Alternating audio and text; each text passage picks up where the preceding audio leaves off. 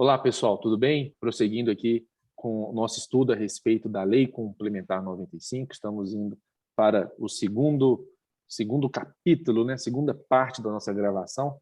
Doutora Priscila, muito obrigado pela parceria e continuemos. Vamos lá, pessoal, agora a gente está indo aqui no capítulo 2, das técnicas de elaboração, redação e alteração das leis. Seção 1, da estruturação das leis. Vamos lá. O que nós temos aqui? A lei será estruturada em 3 partes básicas. Pode até ser que vocês entendam a necessidade de ter outras. A parte preliminar, compreendendo. Antes da gente falar esses nomes difíceis aí, é o seguinte. As leis têm 3 partes. Começo, meio e fim. De maneira bem banal para facilitar para vocês. O começo, ele vai ter essas 5 partes aí que a gente vai explicar. Esse comecinho tem um nome bonito, que é preliminar. Juridicamente, costuma se chamar de preliminar, é aquilo que vem antes do essencial, antes do mérito, antes do assunto. Então é o seguinte, vai ter a parte preliminar, depois nós vamos ver a parte da fundamentação, desenvolvimento, né? E ao final nós vamos encontrar aí cláusulas de vigência, de revogação, nós vamos ver isso também. Vamos começar da parte preliminar. Ela vai conter um pedacinho chamado epígrafe, ementa, com a letra T, ementa, preâmbulo, enunciado do objeto e a indicação do âmbito de aplicação das disposições normativas. Nós vamos ver cada uma delas aqui, mas basicamente é o seguinte, epígrafe. Para vocês que estão vendo esse slide aqui, vocês estão vendo uma epígrafe. Vocês estão vendo em cima aí de laranja, escrito Lei Complementar 95, de 26 de fevereiro de 1998, não estão? Isso é epígrafe. Ele vai indicar a espécie normativa. Desculpa, doutora, pode dizer. Bem simples, a epígrafe é o título. Sim. É a frase inicial. Isso exatamente. Aí, só para vocês fixarem. Vai falar que é uma lei, que é uma lei complementar. Se for uma lei ordinária, você não coloca lei ordinária, mas se for lei complementar, tem que explicar que é uma lei complementar. O número dela, 95, ainda coloca a data, de 26 de fevereiro de 1998. Eu, particularmente, acho besteira colocar isso, mas a lei fala que tem que pôr, então, um ponto final. Por que eu acho besteira? Porque só tem uma lei complementar 95. Tem gente pensando, eu caí de... Quando eu falo assim, a lei complementar 95 fala tal coisa. A pessoa, mas de que ano que a lei é? Olha, eu até respondo, é de 98, mas só tem ela. Não tem uma 95 de 95, 95 de 96. A pessoa às vezes pergunta só de curiosidade. Se você falar, a pessoa até esquece depois. Mas, enfim, isso é uma epígrafe. Depois nós vamos ver ementa e as demais partes. Doutora, podemos avançar aqui? A senhora quer fazer algum comentário? Avançando, então, pessoal. Temos aqui a parte normativa, que vai compreender o texto da norma, vai compreender a questão de substância, a questão relacionada com a matéria a ser regulada. E a parte final. A gente não falou do começo, do meio e do fim? Então, o começo tem 5 partes. Temos lá epígrafe, ementa, preâmbulo e tudo mais. Temos a parte da essência, que é aquela que vai fazer a diferença mesmo. E temos o final. A parte final compreendendo as disposições pertinentes às medidas necessárias para a implementação das normas de conteúdo substantivo, as disposições transitórias, se for o caso, as cláusulas de vigência e a cláusula de revogação, quando couber. Então, vamos lá. Medidas, são 4 pontos, né? Medidas necessárias à implementação das normas de conteúdo. Exemplo, para dar efetividade à presente norma, o Poder Executivo deverá regulamentar no prazo de 30 dias, alguma coisa. Próxima, disposições transitórias. Exemplo, durante o período de 2 anos, o Poder Executivo Municipal poderá optar por adotar tal regra ou tal regra. Exemplo, né? No caso da lei de licitações, a nova que a gente chama, que trata das licitações, ela deu para o poder público não só o executivo, né, mas o poder público em geral, o prazo de 2 anos para se adaptar e para fazer a escolha, se iria já migrar para as regras da nova ou manter a antiga. Outra questão, se for o caso, cláusula de vigência. Normalmente vocês vão encontrar, essa norma entra em vigor na data da sua publicação. Mais ou menos o seguinte, quando que essas normas serão exigíveis? Em alguns casos, a regra é que seja a partir da publicação. Publiquei agora, já está valendo, como se diz, né? Já está produzindo efeitos. Mas, em muitos casos, você pode entender que as normas, por serem de um impacto maior, elas precisam de um tempo para a sociedade se adaptar. Então, você pode colocar um prazo. E, por fim, olha que curioso, cláusula de revogação, quando couber. Também nós vamos ver mais aprofundadamente, mas a maior parte do pessoal coloca assim, ó, ficam revogadas as disposições em contrário. E isso é errado de acordo com a Lei Complementar 95. Por quê? Porque ela diz o seguinte, você só vai revogar quando precisar e você vai ter que dizer o que é que está sendo revogado. Não é para ficar revogando de maneira tácita aí as coisas em contrário, não. Doutora, como que é na prática aí? Vocês conseguem explicitar ou o pessoal tem usado padrão? Padrão. Tanto é que eu fiz um post esses tempos atrás no meu Instagram a respeito disso, depois o prefeito foi lá e disse, meu Deus, e agora? Tá tudo errado. É mesmo? Eu vou fazer o quê? É como se você colocasse aquela cláusula em padrão e queresse que o Poder Legislativo adivinhasse, né? Adivinha aí quais são as normas que precisam ser revogadas. E confesso também que já escutei isso de servidores da prefeitura. Ué, vocês não trabalham no Legislativo? Então, vocês têm que saber qual está sendo revogado. E Que preguiçoso! eu respondi, eu disse, gente, esqueci em casa a minha bola de cristal. Deixei em casa. Não consigo adivinhar. Preciso que você me fale o que está sendo revogado. Mas daí depois, assim, a gente fala de primeira, depois eles adequam e depois esquecem, daí a gente vai levando assim. Então, pessoal, a gente vai ler isso escrito, você ainda não viu escrito, porque ainda está mais para frente. Mas é errado usar a cláusula genérica.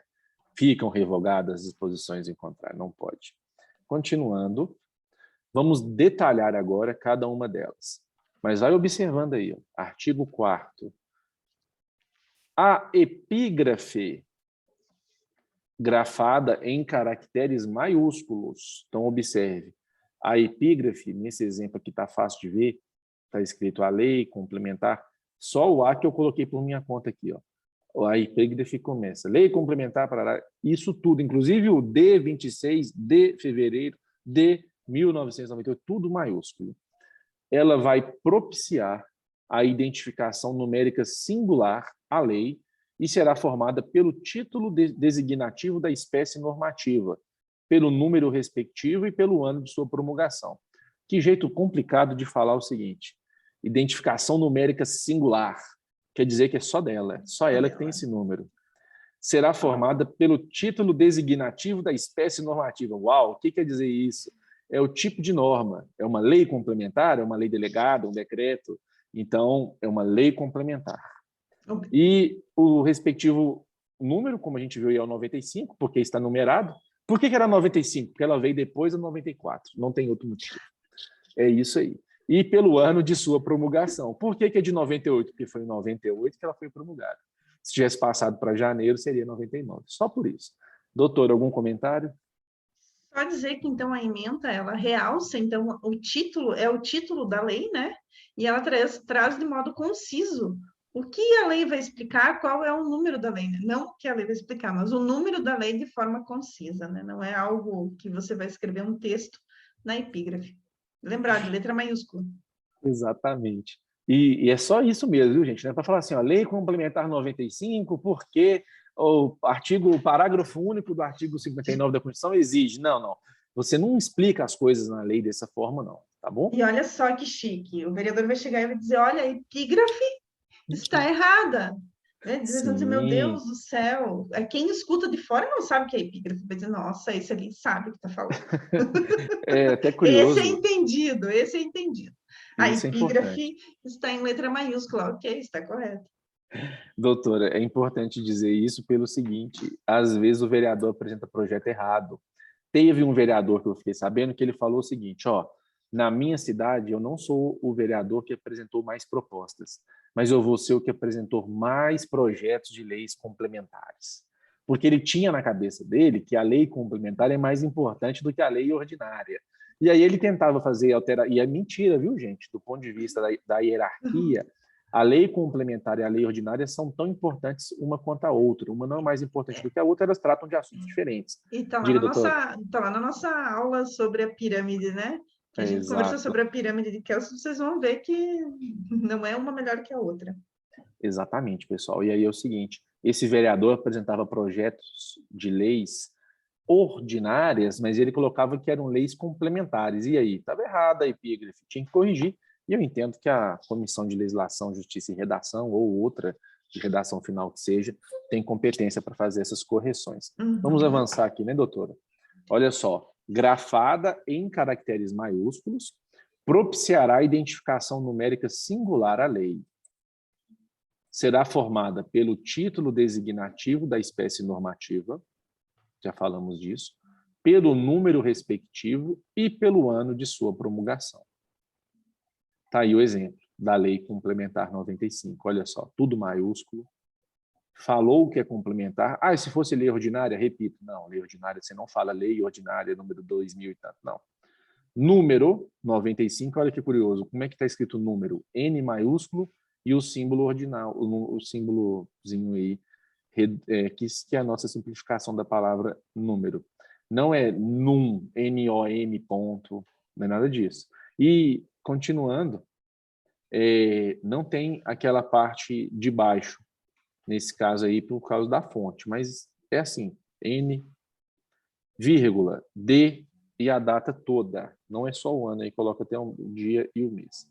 Essa aí foi depois do Natal, né? Vamos lá, avançando. Ementa. O que é a ementa? Não é emenda.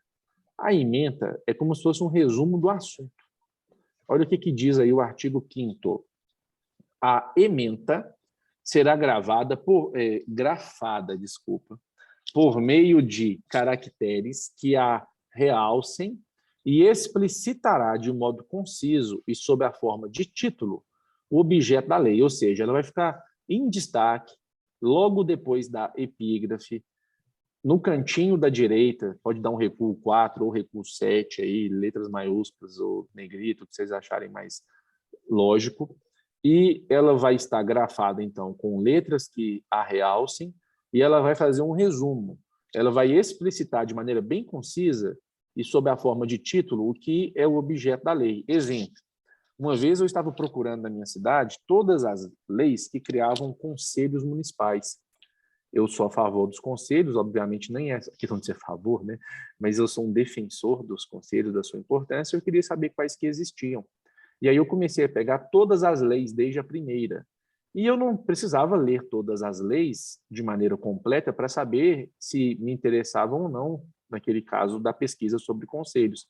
Bastava eu ler a ementa que eu saberia se ela estava criando ou não um conselho municipal. Por quê? Normalmente as leis que criam conselhos, elas começam assim: cria o Conselho Municipal da Política Antidrogas ou alguma coisa assim, e dá outras providências. Não vai ser autoriza abertura de crédito suplementar, ou melhor dizendo, autoriza abertura de crédito especial para não sei o quê. Não. Pela epígrafe, você já sabe se é um conselho, se é uma questão orçamentária, se está criando alguma coisa. Enfim, então a ementa é muito útil. Agora, uma curiosidade. Você tem um padrão que o pessoal usa que é assim, ó, fica criada tal coisa e dá outras providências. Tem muita gente que coloca na epígrafe esse finalzinho, e dá outras providências. Olha, não tem problema colocar desde que ela de fato esteja dando outras providências. Você só vai colocar que estão sendo dadas outras providências se aquela lei tratar de outros assuntos além daquele que você já mencionou. E tem vereador que fala assim, ó, ele fala assim, presta atenção no que ele está dizendo, ele fala, e das outras providências. Quais são as outras providências? Não é das outras, é dar com acento do verbo dar. Ela coloca outras, ela trata de outros assuntos. Doutora Priscila, algum comentário sobre a ementa? Podemos prosseguir. Podemos prosseguir, só dizer, então, que ela reforçar, né? Que ela é gravada e ela realça, então, para realçar e explicitar, né? Explicar o que está na lei de modo conciso. Conciso, não é para escrever um texto lá em cima, né? Isso. Gente, eu coloquei aqui, ó, a ementa da própria Lei Complementar 95. Ela não é de vermelho na vida real, tá? Ela não precisa ser de vermelho, mas ela é posicionada na cabeça ali quase do texto, e aí você consegue encontrá-la de maneira bem E evitar. destacada. Exato, e lembrar que o doutor Caio falou justamente daquela questão de evitar que ela tenha menção a alguma coisa genérica, né? Que ela evita o genérico nesse caso. Sim, você nunca vai colocar na ementa assim, ó, trata do assunto de que dispõe o artigo 1º dessa mesma lei, sei lá. Não, ela tem que contar para a gente o que está acontecendo ali antes de você ler os artigos. Uhum, exatamente. Podemos Pessoal, continuar. então vamos lá. Vai indicar, vamos falar do preâmbulo, né? O que é o preâmbulo? O comecinho da norma. Normalmente você vai ler assim, ó, o povo do município de Planalto Alegre aprovou e eu, prefeito, em seu nome, sanciona a seguinte lei. Em alguns lugares coloca decreto a seguinte lei. Ou em alguns lugares, a gente andou vendo isso aí, né, doutora Priscila, em alguns lugares, que coloca assim, ó, a Câmara Municipal, o povo, olha só, a gente viu assim, ó, o povo do município de cidade tal aprovou e a Câmara Municipal promulga a seguinte lei. Peraí, gente, como assim? A Câmara só promulga nos casos em que o prefeito veta e ela derruba o veto, ou nos casos em que o prefeito não quis sancionar, perdeu o prazo, vai ter a sanção tácita, mas o normal é que o prefeito sancione, o comum. Então, você não vai colocar como preâmbulo um texto baseado já numa exceção. Eu penso que é errado quando o vereador apresenta um projeto falando que é a Câmara que vai promulgar. Vamos lá. Ela vai... O preâmbulo indicará o órgão ou instituição competente para a prática do ato e a sua base legal. Vamos ver como que ficou o preâmbulo da Lei Complementar 95. Neste caso, ficou: o presidente da República faço saber que o Congresso Nacional decreta e eu sanciono a seguinte lei complementar. Só uma curiosidade, pessoal. Quando o chefe do Poder Executivo concorda com a importância da norma e ele quer que ela vire lei, ele então sanciona. O verbo é esse. Sancionar veio da vontade dele. Agora, numa outra situação, que a Câmara que teve que transformar em lei, porque o prefeito, o presidente, quem seja, quer dizer, no caso do município, só se for o prefeito, não quis sancionar de maneira expressa, então nós vamos usar o verbo promulgar. Aí a Câmara promulga. Tá bom, pessoal? Doutora, nós aqui estamos já com o tempo nosso aqui desse capítulo avançado. Vamos encerrar e começar o próximo. A senhora gostaria de fazer algum comentário a respeito do preâmbulo? Não, tá bem Não? explicadinho. Então vamos lá, pessoal. A gente já vai encerrar aqui a nossa conversa a respeito do preâmbulo e voltem para a nossa terceira parte sobre a Lei Complementar 95. Até logo.